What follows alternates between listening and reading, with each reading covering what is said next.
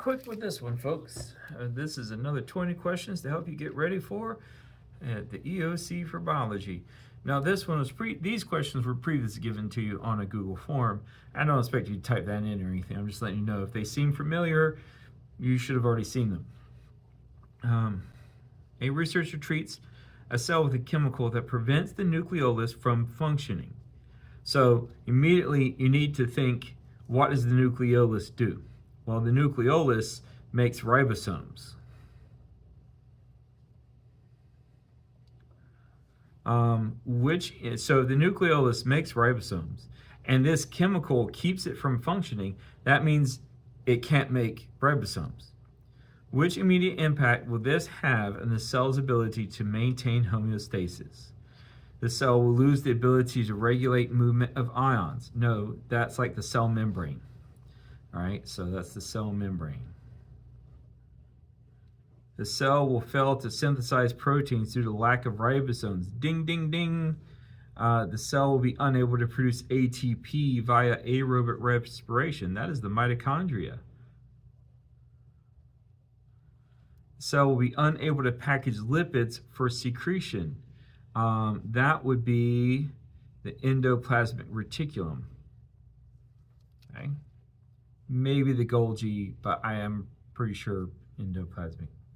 The student observes a cell under a microscope that possesses a cell wall, a large central vacuole, and ribosomes, but lacks a nucleus.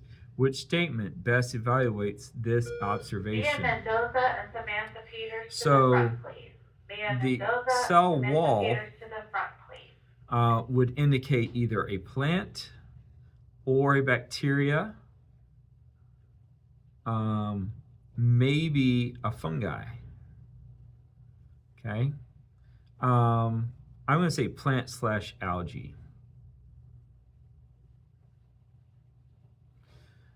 A large central vacuole, that screams plant to me. And ribosomes, all cells have ribosomes, so that doesn't really help us much. But lacks a nucleus. Now, lacking a nucleus screams prokaryote. Which statement best evaluates this observation? The observation is valid because all cells require ribosomes. Well, that is true, but it does not make the observation valid. So it's true, but not the answer. The observation is likely incorrect because only eukaryotes have large central vacuoles. This is true, and it answers the question. The observation is valid because some plants are prokaryotic. That is just straight up false. There is nothing true about that. It's not a true statement. It's not the answer to the question. The observation is likely incorrect because cell walls are only found in animal cells. That is also completely false. Like, it's false and it's not the answer. So the best answer here would be B. The previous one was also B. A lot of these might be B. It's fine. It won't be like that on your EOC though. Scientists compare the contractile vacuole activity of a paramecium placed in distilled water versus a paramecium placed in 5% salt solution. Which outcome should they expect? All right, so the contractile vacuole pumps water in and out of the paramecium. Paramecium is a type of protist. So it's in the family or the kingdom Protista. They're microscopic, but they are eukaryotes. Placed in distilled water, paramecium placed in versus paramecium placed in salt solution. Which outcome would you expect?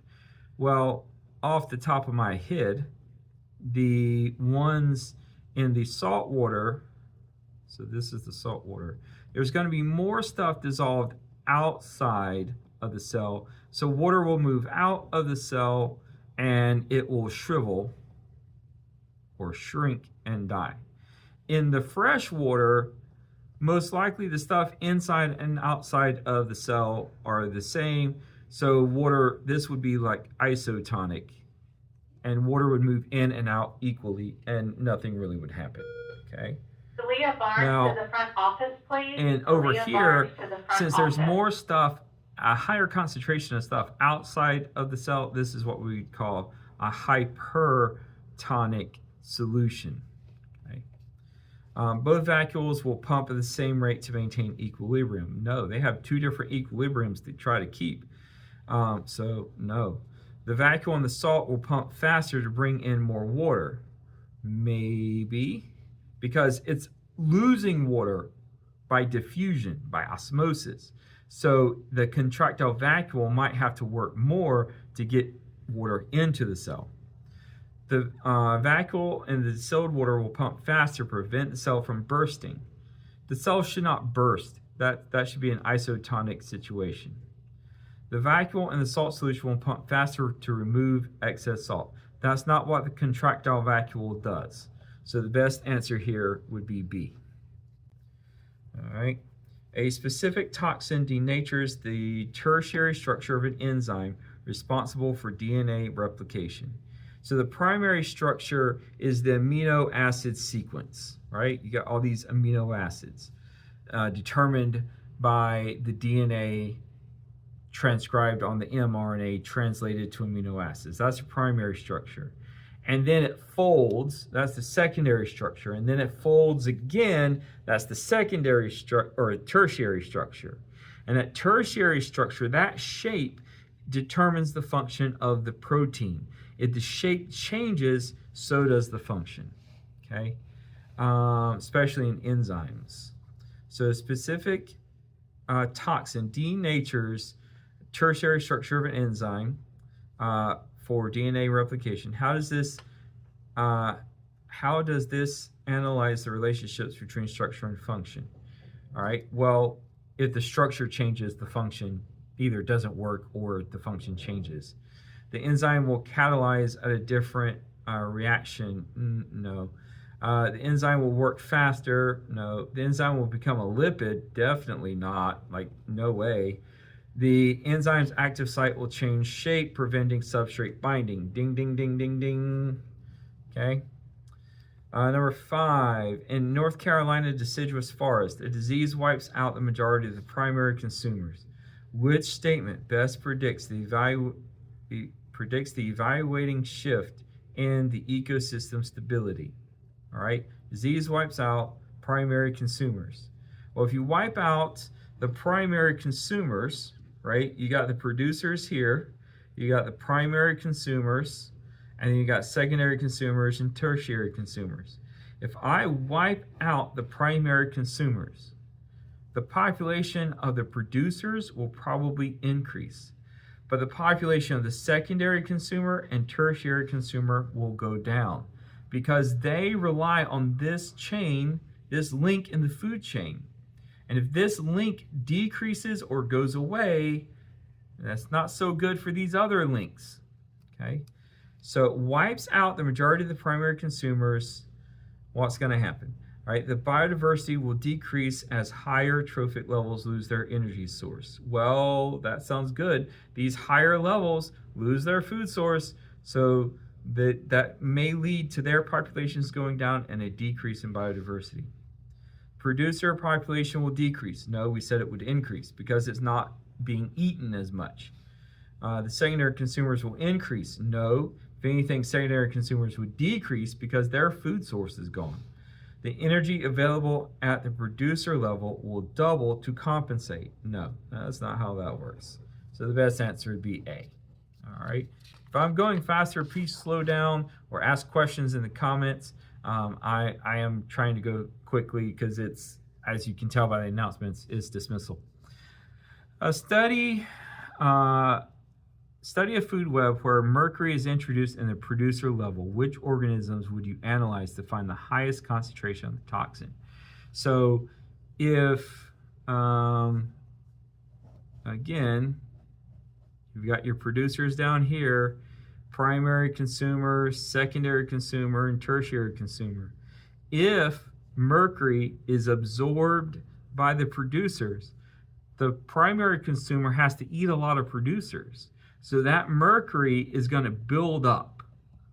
in the primary Glenn consumer. Phelps to the front But then the office, please. secondary Glenn consumer Phelps has to to the front eat a office. lot of primary consumers. So it's going to build up even more in the secondary consumer. But then the tertiary consumer has to eat a lot of secondary consumers. So it builds up even more in that level. So to answer this question, the highest concentration would be in the highest trophic level. In this scenario, they give you grass, which would be eaten by a grasshopper. All right. And then the shrew would eat the grasshopper. A shrew is kind of like a type of mouse. They eat seeds and insects and stuff. And then the shrew might be eaten by an owl. So I would expect the highest concentration to be in the owls. Okay.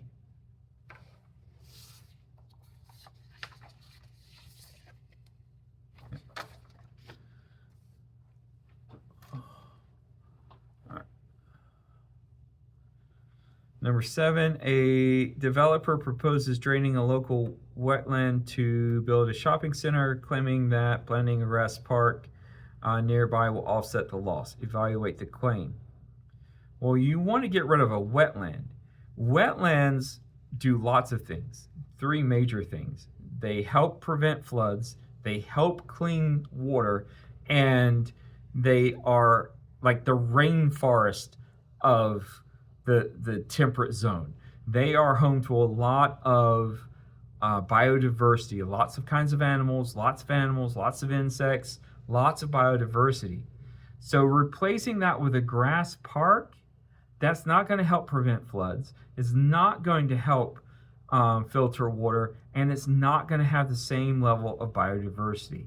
So I would say it's invalid. So I'm actually going to skip these 2. The claim is invalid because wetlands provide unique flood control and water filtration. Ding, ding, ding. The claim is invalid because grass is a producer and wetlands are consumers. Wetlands are a type of area. They don't eat things. So C would be your best answer there. Analyze the graph of a population that has reached its carrying capacity. What is the most likely cause the population level off? So if you were to see a graph of carrying capacity, it would probably go up and then level off. You might see it go up and down a little bit, but basically it's going to be pretty level. All right, so what is the most likely cause of the population leveling off? Birth and death rate become approximately equal. The increase in available space, no one said an increase of food or space. Decrease in death rate, no. Complete removal of limiting, no. So the best answer would be A. The animals dying and being eaten is offset by the animals that are being born, and so it stays fairly level. A DNA sequence changes from TAG-CAT to TAG-GAT. Analyze the likely effect on the resulting protein. Or remember, each 3 tags, each 3 letters, okay, are 1 codon. And 1 codon is 1 protein. All right, so if we change 1 codon, we change not 1 protein, 1 amino acid. All right, so this is 1 amino acid, this is 1 amino acid. So if I change this codon, I may change this amino acid. That change will change the shape of the protein, which meaning it may not work properly. Protein may remain functional if the new codon codes for the same amino acid. That is true. Okay. The protein will always be non-functional regardless of amino acid change. Be careful. Be wary of things that say always and never. The entire DNA strand will unzip and dissolve. No. The cell will immediately switch from no. All right, so the best answer is A. Okay. Number 10. A pedigree shows a trait skipping generations and affecting males more frequently than females. It's sex-linked. Okay? More frequently than males or females. So that tells us that it is a sex-linked trait. Okay, evaluate the most likely inheritance. So another way of saying sex-linked is that it's X-linked, is linked to the X chromosome. Women have 2 copies of the X chromosome, which means they have to get 2 recessive alleles in order to show that recessive trait.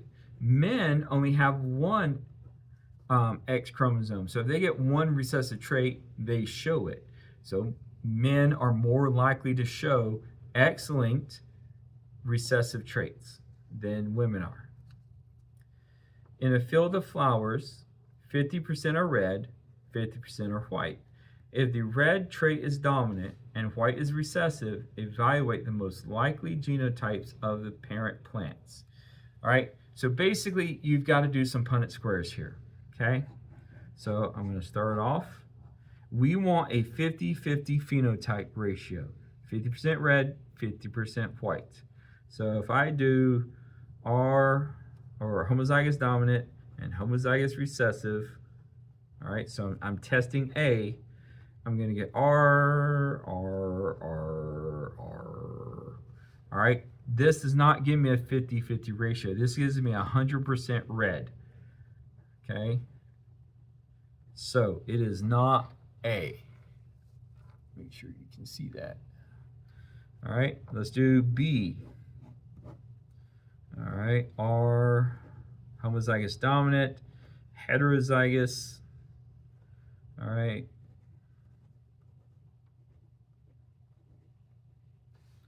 All right, this still does not give me a 50-50 ratio. 100% of them will be red. So it's not B. We do C next. Oops. Both parents in C are heterozygous. They have 1 dominant and 1 recessive. All right, just bring down, bring across, bring across. And here we see we get 25%, we get 75% red and 25% white. So that's not the answer either. Now, by the laws of elimination, it should be D, but let's do that Punnett square just to make sure. All right, because what if we made a mistake somewhere else? R, and then RR, and then RR, and then RR. All right, so we have 50% red, 50% white. There you go. D is the answer. Okay, don't be afraid of doing those Punnett squares. Let me see here. Bacterial populations often develop resistance to antibiotics very quickly. Which statement best analyzes this phenomenon through the lens of natural selection? All right, antibiotic resistance is when the antibiotics are present, they kill the bacteria, or they kill the susceptible bacteria. The resistant bacteria survive, and they can reproduce and lead to a reinfection with resistant bacteria. All right, so always take your medicine as the doctor prescribes it. Individual bacteria decide to change? No, we can't decide to change bacteria. Otherwise, I'd be Wolverine. Bacteria with pre-existing resistance survive and reproduce, passing on the trait. Ding, ding, ding, ding. All right, for the sake of time, I'm going to move on. A resistance is analyzing a nucleic acid sample and finds the nitrogenous base uracil. Which conclusion can be evaluated? All right, uracil is only found in RNA, okay? And so the sample is RNA. Could be involved in translation, all right? Could be. The sample is DNA, no. The sample is a protein, no. The sample is amino acid, no. So it's got to be A. It could also be transcription, but they both involve RNA. All right, 14. During the process of transcription, a mistake occurs that prevents the mRNA from leaving the nucleus. Analyze the impact on the cell.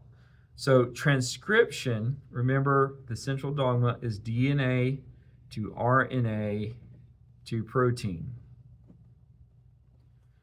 This first half is transcription, writing the genetic code in the DNA onto the RNA. This part, we have to translate from nucleic acid to amino acids, so that's called translation. Okay, this question is specifically asking about transcription. Transcription happens in the nucleus. Translation happens at the ribosome in the cytoplasm. All right, so the DNA will be converted directly into a protein. Nope, that's not how that works. The cell will continue to function normally using tRNA instead. Nope. The cell will undergo mitosis. Nope. Translation will not occur and no protein will be synthesized. Ding, ding, ding, ding. You can't build the building if the blueprints don't ever leave the architect's office.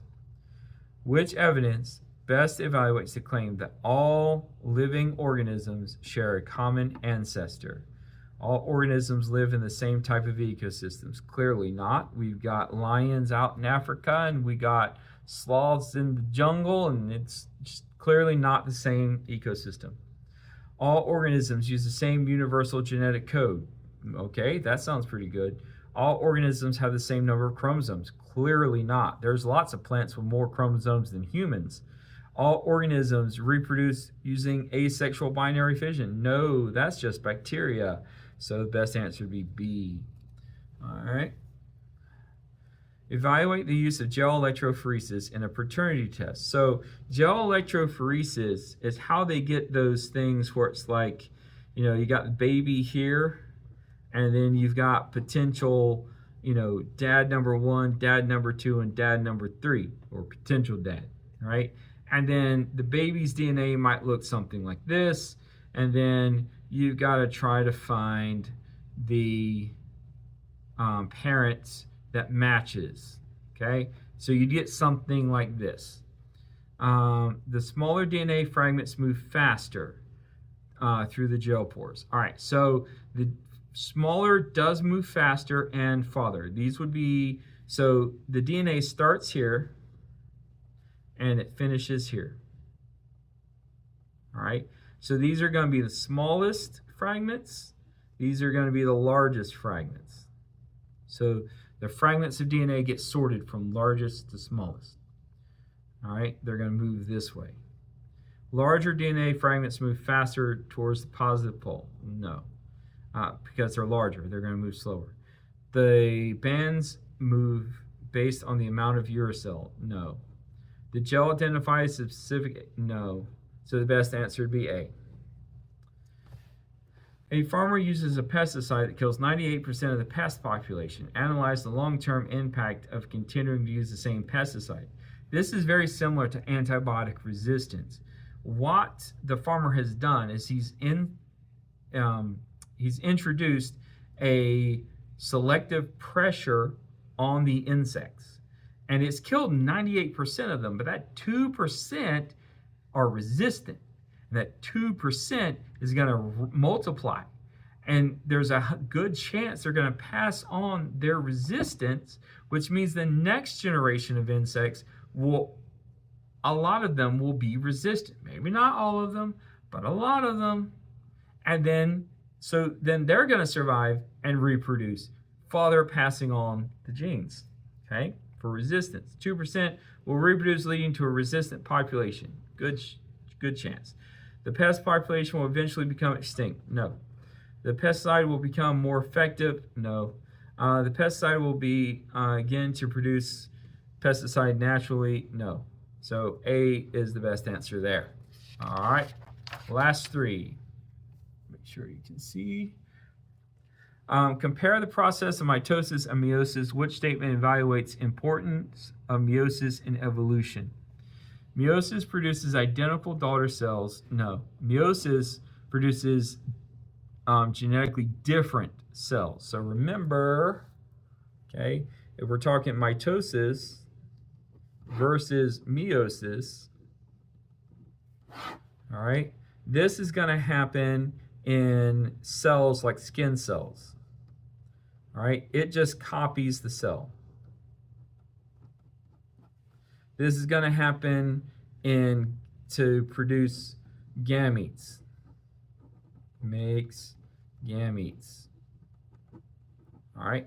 And then mitosis is asexual. Meiosis is sexual because the DNA changes. Mitosis, you start with one diploid cell and you end up with two identical diploid cells. All right. And then in meiosis, you start off with a diploid cell and they divide, and then they divide again, and you end up with 4 haploid cells. So where these are copies of the original, these are gametes. Okay, I'm going back to the question. Meiosis allows for rapid repair. No, that would be mitosis. Mitosis results in genetic variation through crossing over an independent assortment. Ding, ding, ding. Meiosis ensures that every offspring has twice the number. No, it would be half the number of chromosomes. So it's got to be C. Analyze a scenario where a cell is placed in a solution and begins to shrink. Plasmolysis. What can you evaluate about the solution? Well, if the cell is shrinking, okay, then that means water is moving out. And if water is moving out, there must be more stuff outside the cell than inside the cell. So this solution is hypertonic. Okay? The solution is hypotonic to the cell. No. So hypotonic, you would have more stuff in the cell than outside. This would be hypotonic. Tonic refers to concentration. Hypo means below. Hyper means above. So concentration above the cell.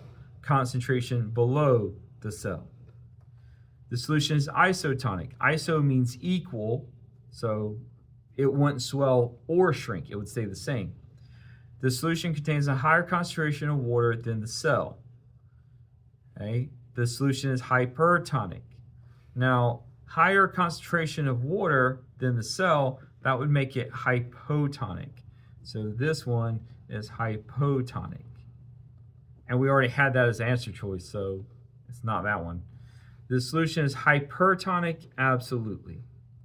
In the carbon cycle, how would you evaluate the impact of massive deforestation on atmospheric gases? All right, carbon cycle levels would increase because there are fewer sinks for photosynthesis. Carbon would increase.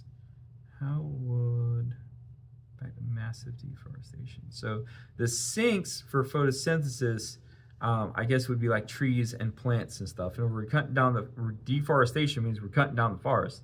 So maybe oxygen levels would increase due to less plant respiration.